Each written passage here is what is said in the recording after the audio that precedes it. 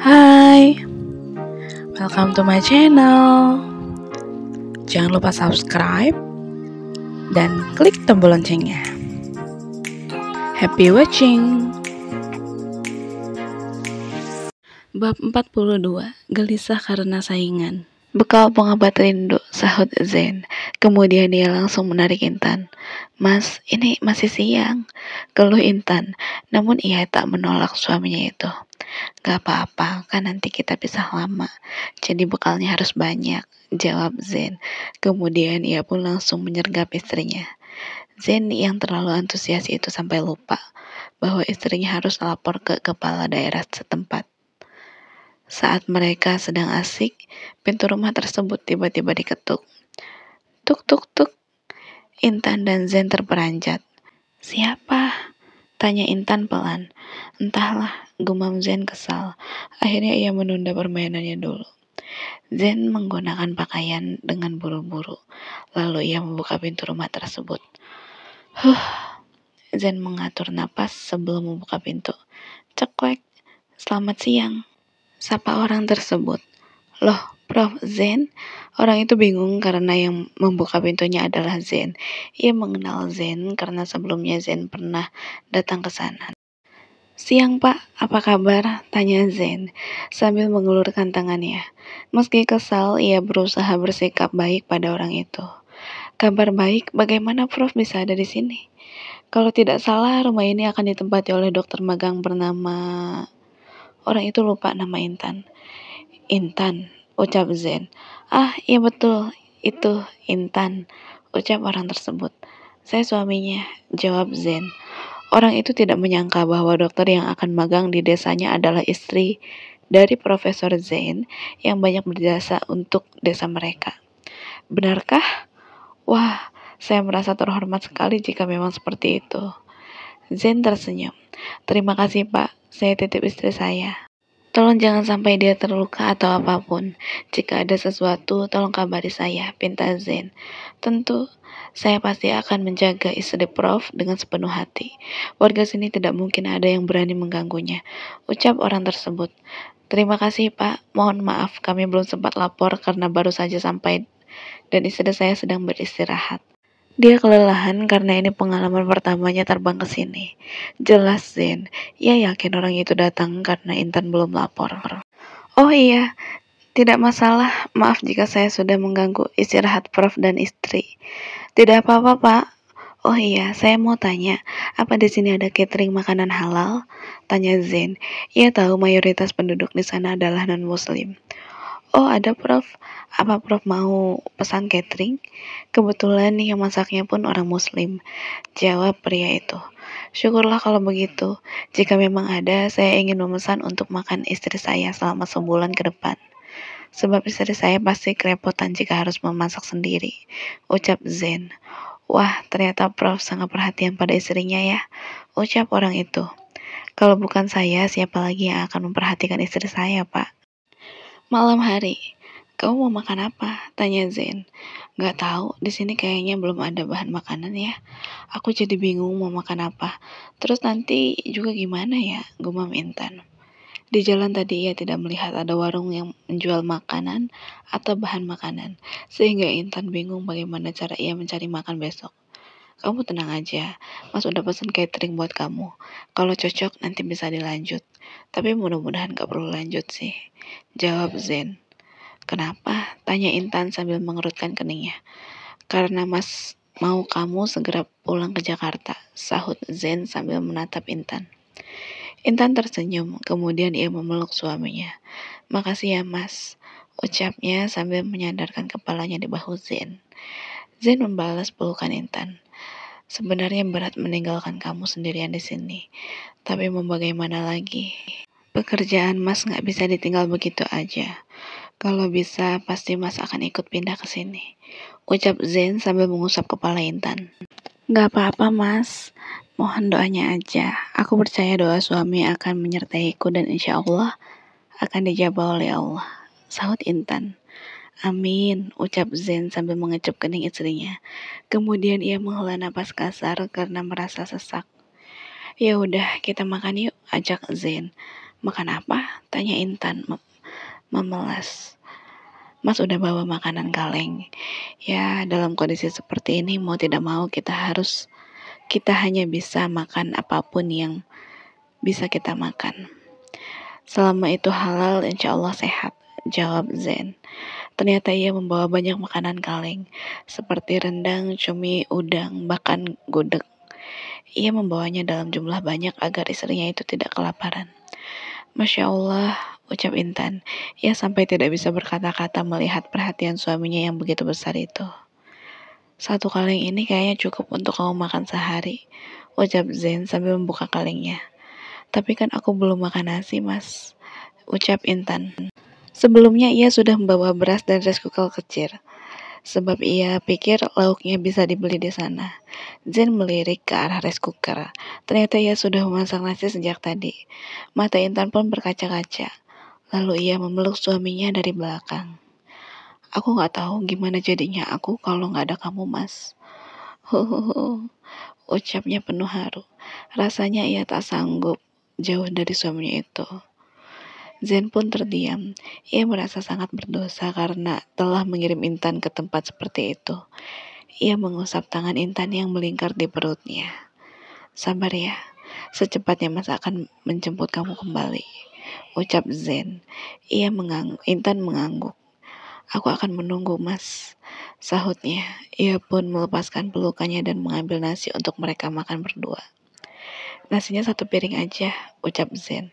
Kenapa? Tanya Intan. Makan sepiring berdua biar lebih romantis, sahut Zen, sambil berlalu membuang sampah kaleng. Intan tersenyum sebab suaminya tidak berani menatapnya saat mengatakan hal seperti itu. Bahkan sikapnya pun terlihat salah tingkah. Dasar gengsian, batin Intan.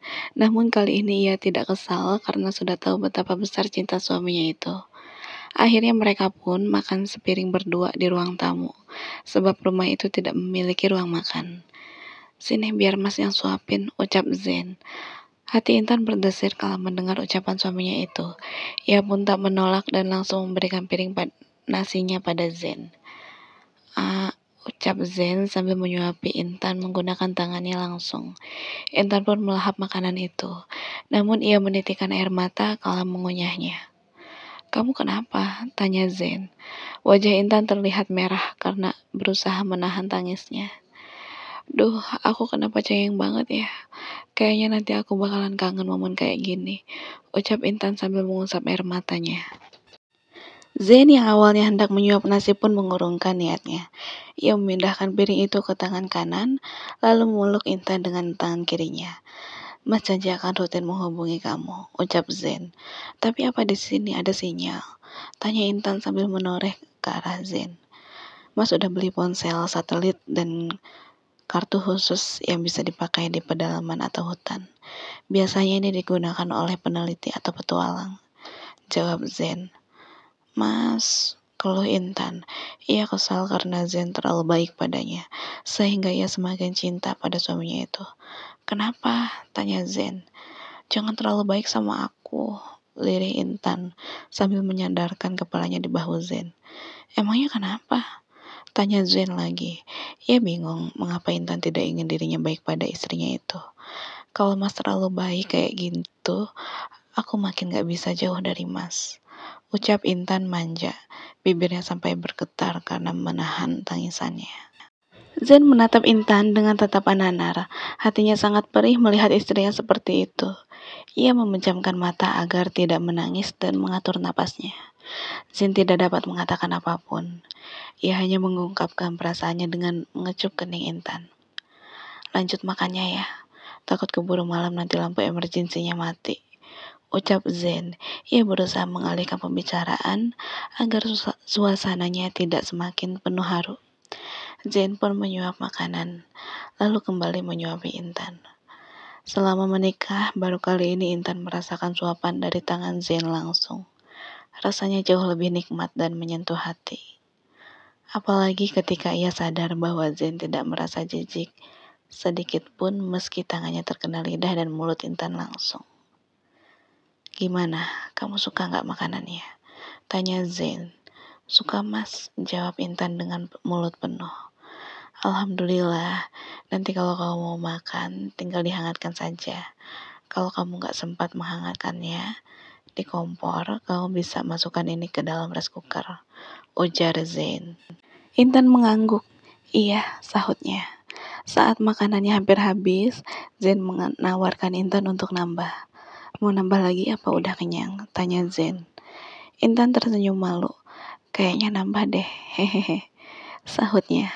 Ya udah tunggu sebentar. Zain beranjak dan mengambil nasi serta lauknya lagi di dapur. Kemudian ia kembali duduk di samping Intan.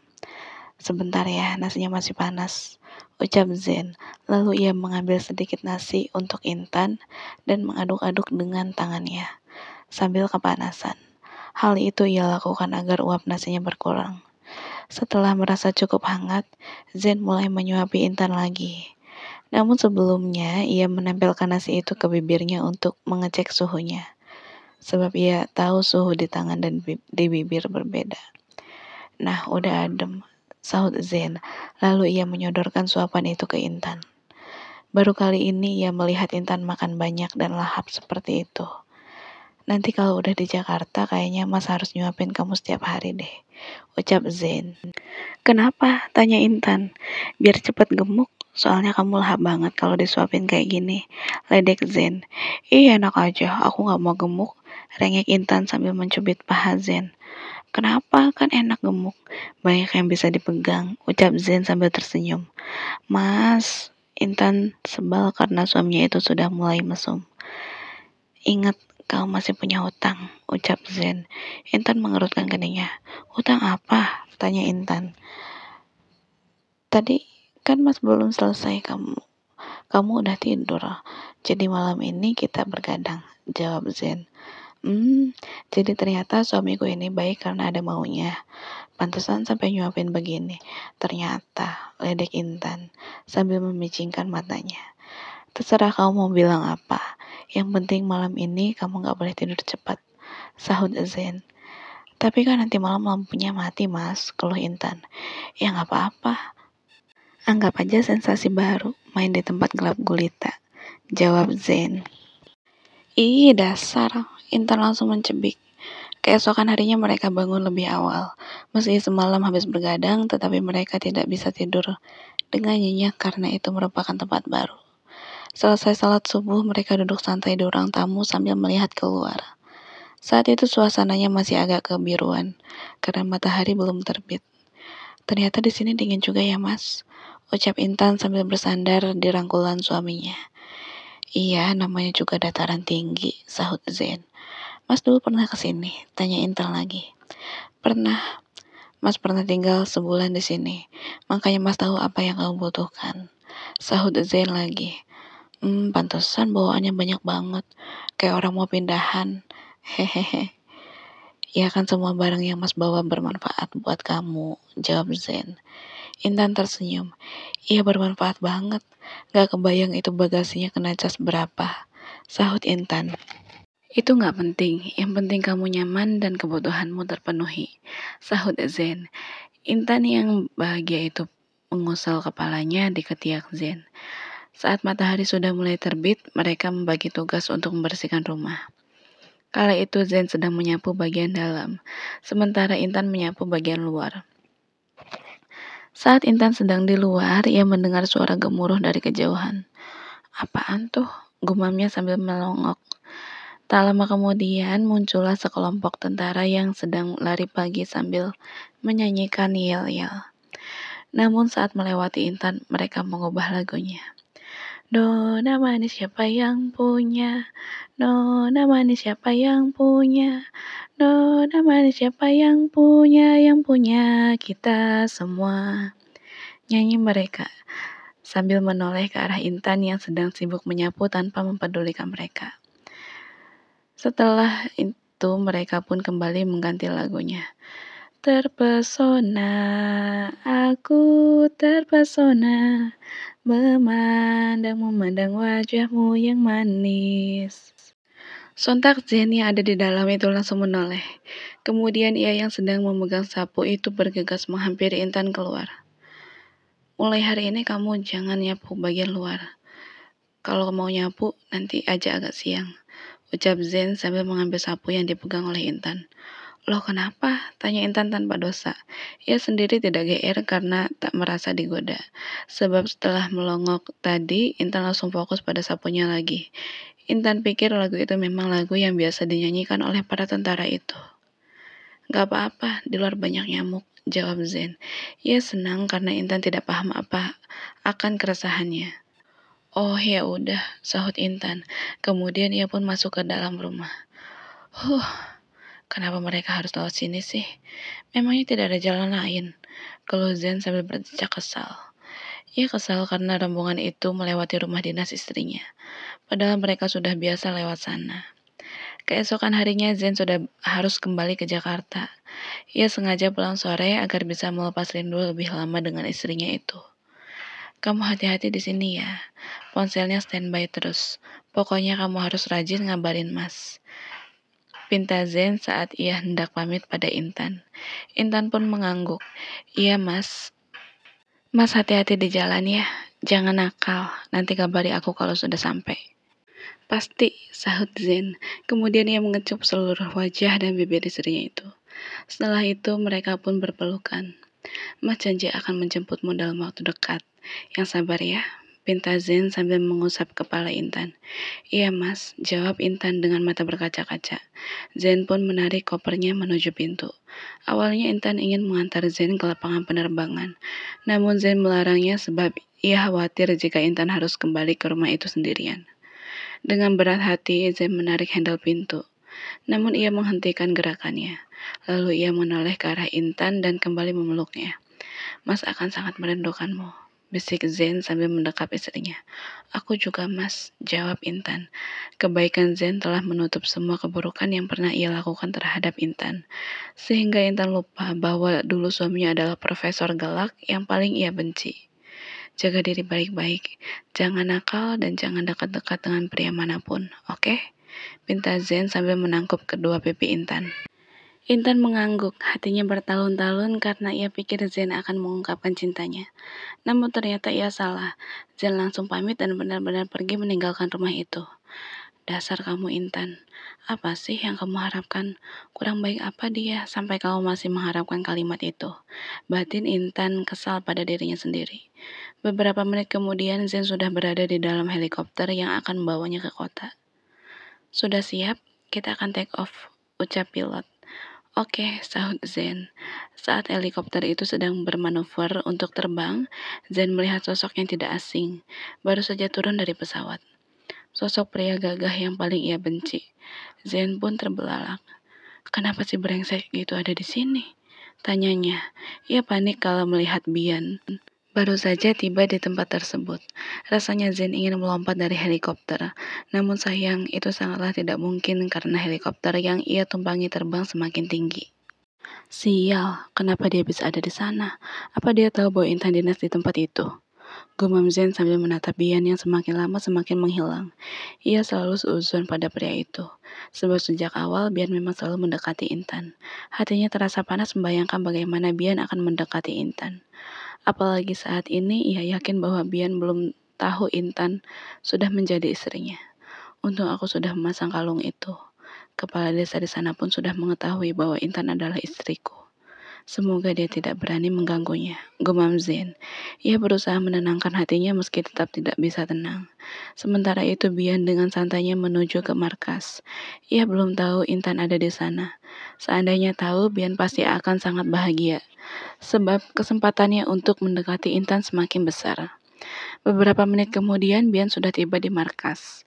Ia pun mengisi buku laporan dan menuju ke barak. Wah, selamat malam Dan, sapa anak buah Bian yang berpapasan dengannya di jalan. Sambil memberi hormat, ia bisa santai karena Bian termasuk komandan yang asik. Malam, sahut Bian. Mereka pun berjabat tangan. Akhirnya komandan kita yang satu ini kembali. Bagaimana kondisi ayahnya?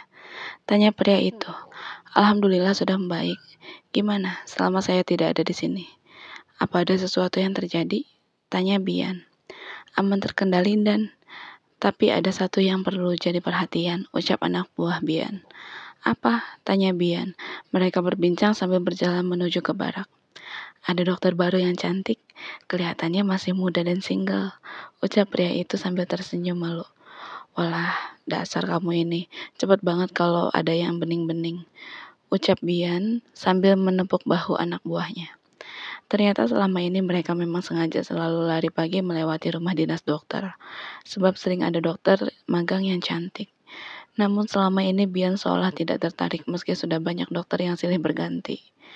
Jika yang lain selalu menoleh ke rumah dokter itu, Bian hanya fokus menatap ke depan, sebab ia memang bukan pria yang genit, kecuali bertemu dengan wanita yang ia sukai seperti Intan. Selama ini pun cukup banyak wanita yang berusaha mendekatinya, tidak seperti Intan yang selalu cuek padanya. Hal itulah yang justru membuat Bian penasaran. Tapi yang satu ini beda dan saya yakin kalau komandan melihatnya pasti tertarik. Ini dokternya cantik banget, ucap anak buahnya itu. Terima kasih, tapi saya sudah ada incaran. Jadi kalau mau buat kamu aja, ucap Bian sambil menepuk bahu anak buahnya. Kemudian ia masuk ke kamarnya yang ada di dekat barak. Seandainya ia tahu bahwa dokter itu adalah Intan, sudah pasti Bian akan menyesal telah mengatakan hal itu pada anak buahnya. Jadi buat saya aja ya Dan, teriak anak buahnya. Ambil, sahut Bian tanpa menoleh. Beberapa saat kemudian, Zen sudah mendarat di bandara. Sebelum naik pesawat, Zen menghubungi istrinya lebih dulu. Namun Intan yang sudah kelelahan menghadapi suaminya selama beberapa hari ini pun sudah terlelap. Kenapa teleponnya nggak dijawab sih? Gumam Zen. Ia kesal karena Intan tak menjawab teleponnya. Hal itu pun membuat Zen berpikir negatif. Apa pria itu langsung menemuinya di sana? Gumam Zen. Hatinya sangat gelisah. Rasa cintanya yang terlalu besar membuat Zen ketakutan sehingga memikirkan yang tidak-tidak. Sebenarnya ia ingin kembali ke tempat Intan, namun saat ini sudah tidak ada penerbangan ke sana karena sudah malam. Sementara itu, ia tidak mungkin melakukan penerbangan besok, sebab besok ia ada operasi yang tidak bisa ditunda lagi. Akhirnya Zen pun terpaksa naik ke pesawat yang akan membawanya menuju ke Jakarta. Dengan berat hati, semoga kamu gak mengecewakan aku Intan. Gumam Zen saat pesawat yang ia tumpangi sudah mulai mengudara.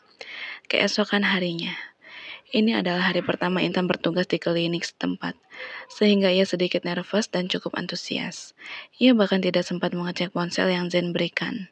Ponsel baru itu membuat Intan lupa karena belum terbiasa sehingga Intan meninggalkannya tanpa sengaja di rumah dinasnya. Semoga lancar, bismillah, gumam Intan sambil melangkahkan kaki keluar dari pintu rumahnya. Kemudian ia mengunci pintu dan meninggalkan rumahnya itu. Saat Intan baru maju beberapa langkah, rombongan para tentara pun kembali melintas dan menyanyikan lagu yang sama seperti kemarin. Mendengar anak buahnya genit, Bian tak tergoda sedikit pun. Namun entah mengapa dirinya yang tidak pernah menoleh jika melewati rumah itu pun tiba-tiba menoleh sekilas. Seolah ada bayangan yang ia kenali. Bian menoleh sekilas namun Intan dapat mengenali wajahnya.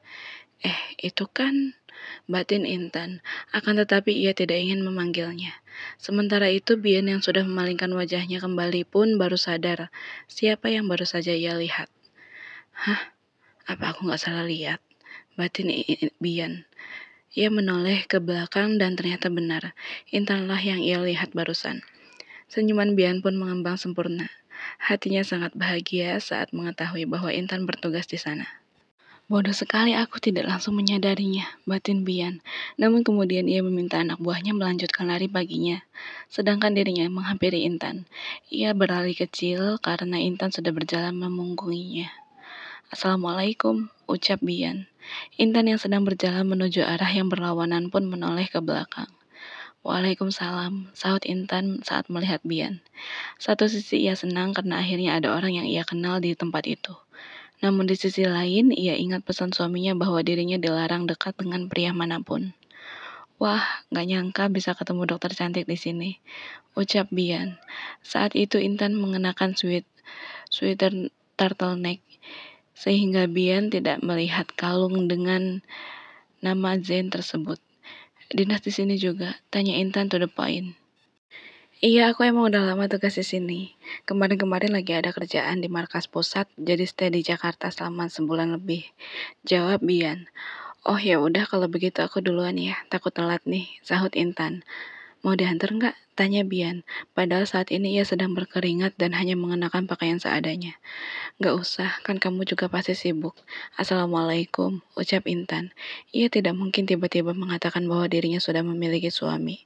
Rasanya sangat tidak lucu karena tak ditanya. Waalaikumsalam, sahut Bian. Sebenarnya ia kecewa karena Intan masih saja jaga jarak. Apalagi saat ini ia terlihat semakin menghindar. Masih aja jual mahal, gimana aku nggak makin kesemsem? Batin Bian. Sebenarnya saat itu jika tidak ada perjanjian pekerjaan, Bian bisa saja langsung melamar Intan. Namun posisinya yang harus bertugas di perbatasan selama beberapa tahun, membuat Bian tak berani melamar Intan. Sebab dirinya tidak akan sanggup jika harus berhubungan jarak jauh karena ia pikir Intan bertugas di Jakarta.